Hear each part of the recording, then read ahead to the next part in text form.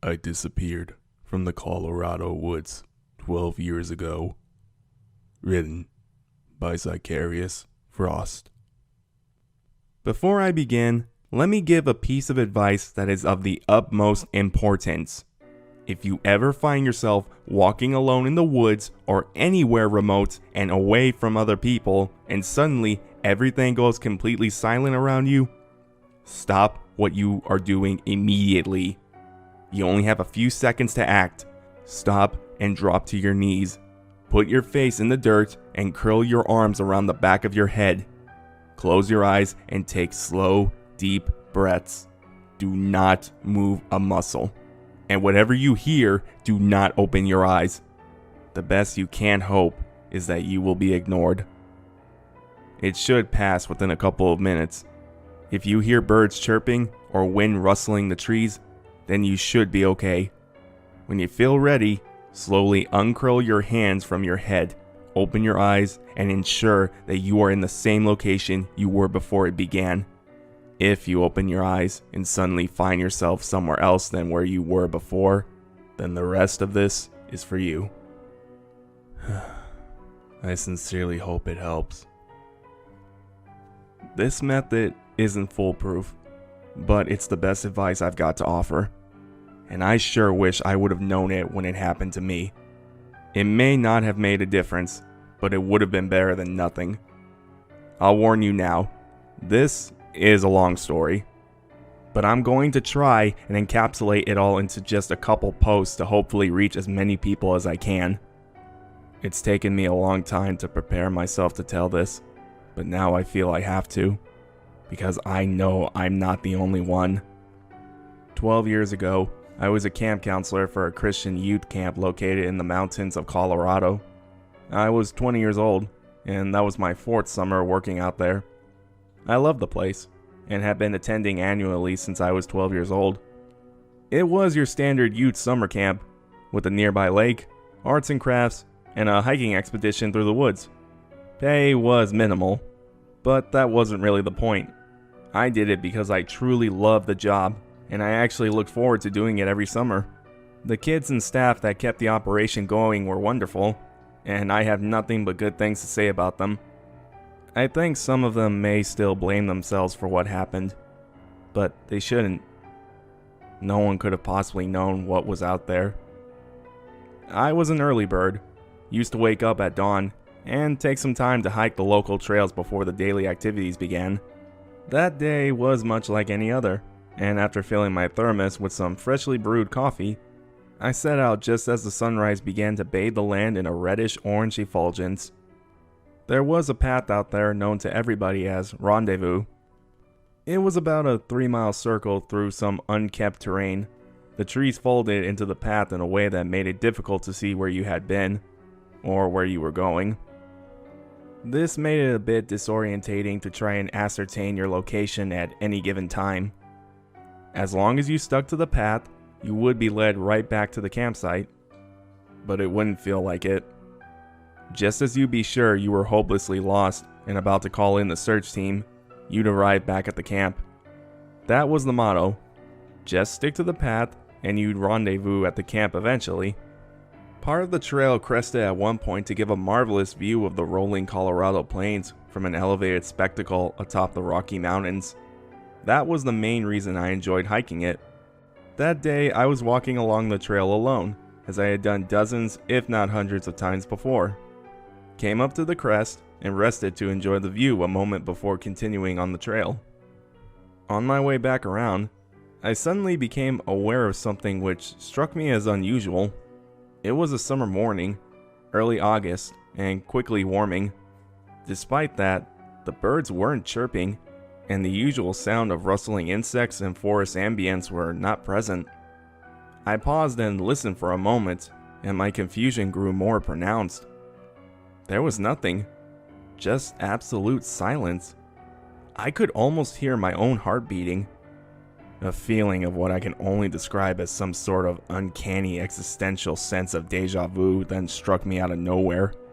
I always find the next part difficult to describe. It began as a sort of dizzy sensation in my eyes and discomfort in my chest.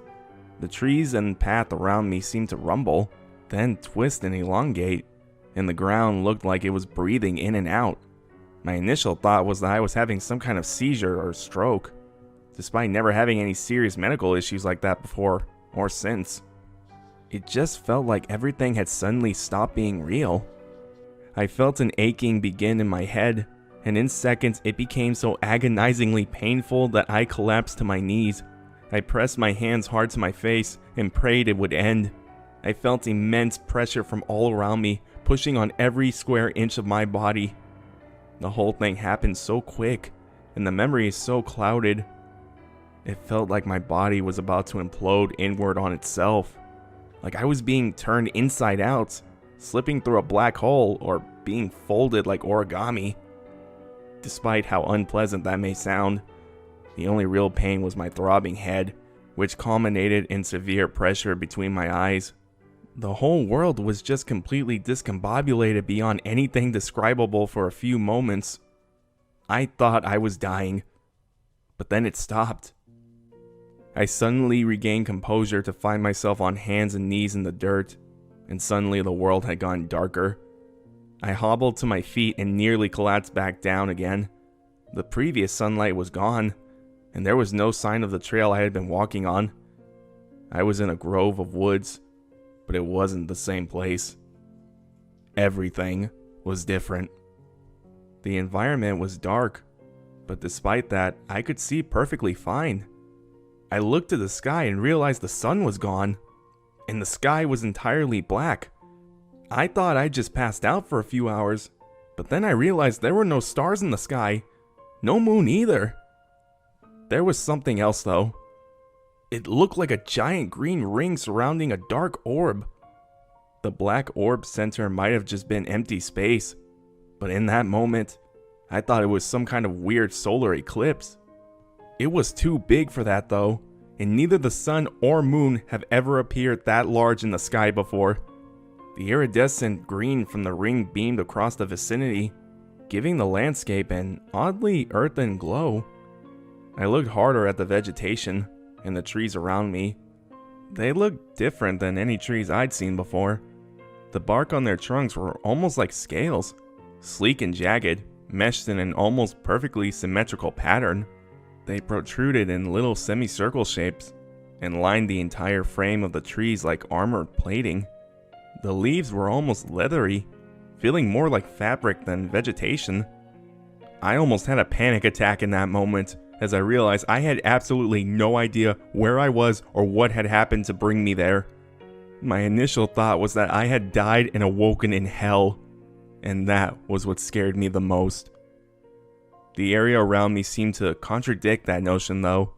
I had always been taught that hell is hot, with endless fires and smoldering brimstone spewing out toxic fumes. I didn't see any of that, or anything at all really, except for the weird trees. The air didn't even feel particularly hot, or cold for that matter.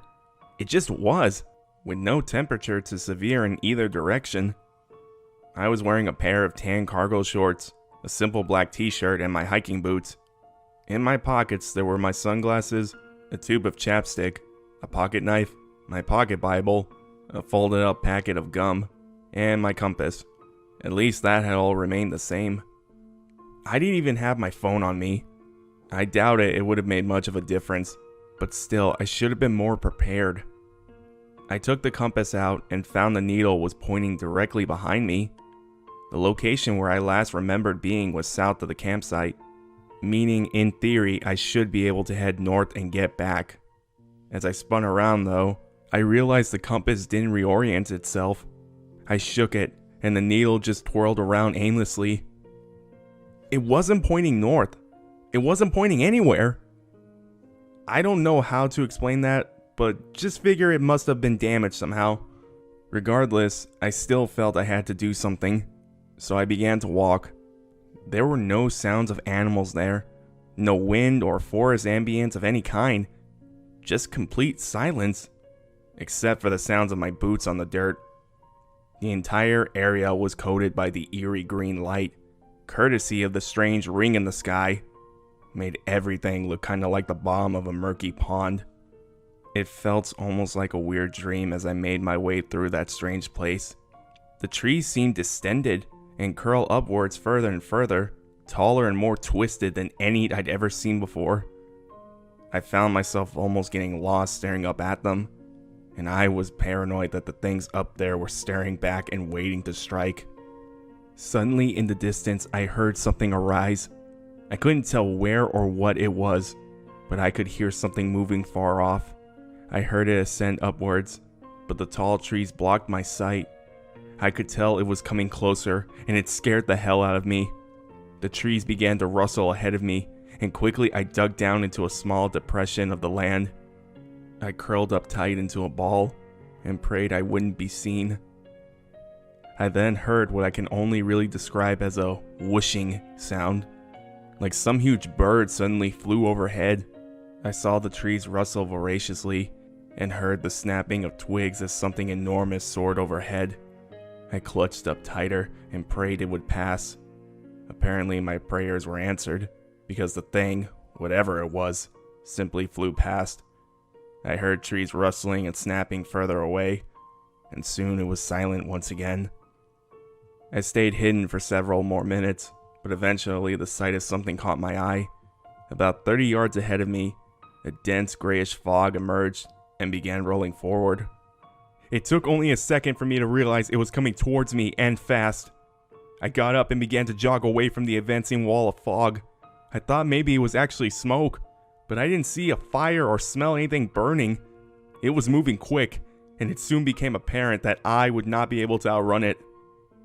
With little other option, I quickly scrambled to a tree and began to climb. The jagged bark of the tree scuffed into my hands, but it barely registered at the time. I saw the fog closing in from the corner of my eye, and tried to quickly ascend to the tree. It was on me in a matter of moments, filling the area and screening out everything. I felt woozy then, and my eyelids became heavy as dumbbells as the fog enveloped me. The strength seemed to sap away from my arms, and my legs trembled beneath me as I clung to the tree trunk. In that moment, I wanted nothing more than to surrender to the beckoning slumber. I was seconds from giving in, when suddenly I felt something grab my ankle. A hand, cold and rough like sandpaper. A sudden surge of adrenaline struck my heart like lightning, and somehow gave me the strength to fight back. I kicked viciously back and forth, as adrenaline and lethargy battled it out within me. Finally, I kicked free of the hand's grasp, and bolted up the tree. I just kept climbing, and didn't stop until I once again saw the green light in the sky above. I looked back down and saw that the fog had engulfed everything in the vicinity. I have no idea what that was that had grabbed me, and I hope I never find out. The drowsy feeling had dissipated then, and I climbed a bit higher to ensure I was out of reach of the fog. It churned below me like some unruly gray sea. Sounds came out of it too. Weird sounds, almost like whispers, sudden shouts, and gurgles just at random intervals and from all around. I don't know how long I waited up there, but it had to have been a few hours at least. At some point, I looked down and realized the fog was finally beginning to disperse. After I was sure it was gone, I cautiously climbed back down. I still had no idea where I was, but I knew I had to keep moving. My footsteps seemed even more unwelcome then than they had before. I was on constant edge for the return of the fog, but luckily it never came back. The eerie silence had returned, and I was truly alone. It stayed that way for a few hours, with me walking aimlessly through an empty and silent forest. I first began thinking that I had to be in some sort of weird, ultra-lucid dream state. Maybe I had fallen into a coma and simply dreamed up the entire bizarre world I found myself in. Or maybe I was truly dead, and this place was some kind of purgatory or limbo. A lot of things rushed through my mind during that time, but something told me to keep going. Basic survival instincts, I guess? As I knew eventually, I would need to find some water and something to eat. I ended up finding a lot more than that though, when the trees of the dark forest finally grew thinner.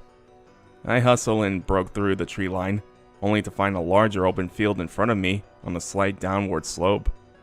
The elevation must have been relatively high, because I could suddenly see for miles all around me. That moment was when I truly understood that I was a very long ways from home. Of course, I suspected it all along, and part of me still thought the entire thing was some vivid dream or wild hallucination. However, the sight that unveiled itself in that moment seemed entirely beyond my imaginative capabilities. In front of me was a vast open field with long albino grass, and beyond that was what looked like a swamp. The area around it expanded outward into immeasurable distances. I saw mountains, probably 100 miles away, and an enormous lake just before them. I saw things flying in the air, and things moving far in the distance in strange, unsettling motions. Luckily, they were far away, but something curious was much closer. The tower. A massive, looming obelisk jutted from the earth and towards the black sky. It was at least several miles away and a couple hundred yards tall. Its architecture was one of obtuse spirals, green glyphs, and spines, and the obsidian nature made it seem altogether foreboding beyond mere description. In that moment, I was so stunned and confused that I actually laughed. Maybe it was my mind beginning to fracture, or maybe the ridiculous notion that I had somehow stumbled my way into Mordor, or an Oblivion Gate from the Elder Scrolls series. The thought passed quickly though, as the tower truly looked nothing like either of them. It honestly looked like nothing like anything people had ever built either, but that seemed impossible. Someone had to have built it. I felt drawn to it somehow, like it was my one and only hope of safety. It was the only thing I'd seen even vaguely reminiscent of human civilization. So I began the trek towards it. I hadn't gone more than 20 steps into the prairie when I heard something stir within the woods to my left. Branches snapped and trees quivered. A low frequency then thudded against my eardrums, droning and sounding almost like a rolling belch on the lowest possible octave. The sound immediately produced goosebumps on my skin, and the hair on my skin stood erect. It was as if my body was biologically predisposed to be terrified by that noise. I wasn't about to stick around and see what had produced it, and I took off running towards the long grass. Despite my initial estimate from the tree-line vantage point, I found the grass was as tall as corn stalks when I reached them. I turned back and heard something crashing through the trees behind me at a torrid pace. A large silhouette on two thundering legs then burst from the trees, snarling and grumbling. The ground quaked at each of its footfalls, and it was headed right for me. I dashed into the tall grass, panting and feeling around blindly as the grass gave way around me. There was no sense of direction in there, but anywhere was better than facing whatever was on my tail. The blades of grass slapped against me as I ran, cold and almost sharp to the touch. I felt scrapes against my face and arms, but never for a moment did I let the pain overcome me. The grass broke away after a minute or two, and I stumbled out into an open marshland. In front of me was the expansive swamp I had previously seen, and behind me the dreadful fiend continued its pursuit. Its bellowing grumble seemed to rattle the bones in my chest, and the ground quaked at each of the Titan's thundering footsteps. A Titan, or something far more unusual. I desperately searched around me, heart stampeding in my chest like a dozen elephants as the thing grew nearer. I then saw it, a small gully off to my left-hand side. With the beast closing behind me, I took the opportunity and ran towards it. I dove headfirst at it, landing awkwardly on my shoulder in a clump of muck and rancid vegetation. I heard the beast break through the grass stalks, and I dug down underneath the quagmire to escape its hungry gaze. I heard that dreadful droning sound it made rumbling again and again, accompanied by footsteps. I saw yellow chatoyant eyes swivel about in the skull of some monstrous reptilian creature, but luckily they did not glance in my direction. I dug further down into the bog. It smelled terrible, but better that than the smell of the Leviathan's stomach. I heard it trample about for another couple minutes, before finally it seemed to lose interest and saunter off, Its footsteps grew distant, and my mind began to turn on itself. This can't be real. This cannot be real. This is a nightmare. It has to be. No matter how many times I screamed it in my mind, no matter how hard I pinched my flesh with my fingers to try and wake myself up, the vision would not fade. That thing, that monstrous lizard that had pursued me, I knew what it was, but I couldn't dare believe it. It sounds even crazier now as I type this than it did when I thought it in the moment, but there can be no mistake. It was a dinosaur. A T-Rex was what I thought at the time, but likely a different species as the crest on its head was different from modern paleontologist depictions. I know it sounds insane, but I know what I saw. Before I could truly ponder what I had seen, I felt something slither against my leg in the water down below. I didn't even question it, and in about half a second I had leapt out from my hiding place, almost forgetting about the lizard entirely. Luckily for me, it was already gone. Silence had returned once more, but it only seemed to further disintegrate my rampant mind. It felt like my heart was in a vice grip. My limbs grew numb, and I felt my vision swimming. I thought it was a heart attack, but looking back now, I realized it was actually a panic attack. I fell to the ground crying, begging, and praying with all my might. My heart hurt so bad it felt like it was about to burst from my chest. I thought I was going to die then, and was desperate to stop the pain. It felt like I was going insane, like my mind and body had been severed. I refused to believe it was real, and decided to take drastic measures to awaken myself from the coma or dream state I believed I was in. I drew my pocket knife and flipped the blade open. With trembling hands, I pressed it against the inside of my forearm and slid the blade horizontal. It stung like 1,000 hornets as the skin split open and blood oozed from the wound. The pain was intense, but nothing compared to the horrible realization. It was no dream. It was real. Had I fallen back in time somehow? What madness had created so destitute a world such as that? The more I pondered the questions, the less sense everything made. I don't know how long I laid there in my pitiful state, but eventually, my mind abandoned any rationale for the situation and refocused on the only objective that really mattered. I have to get home.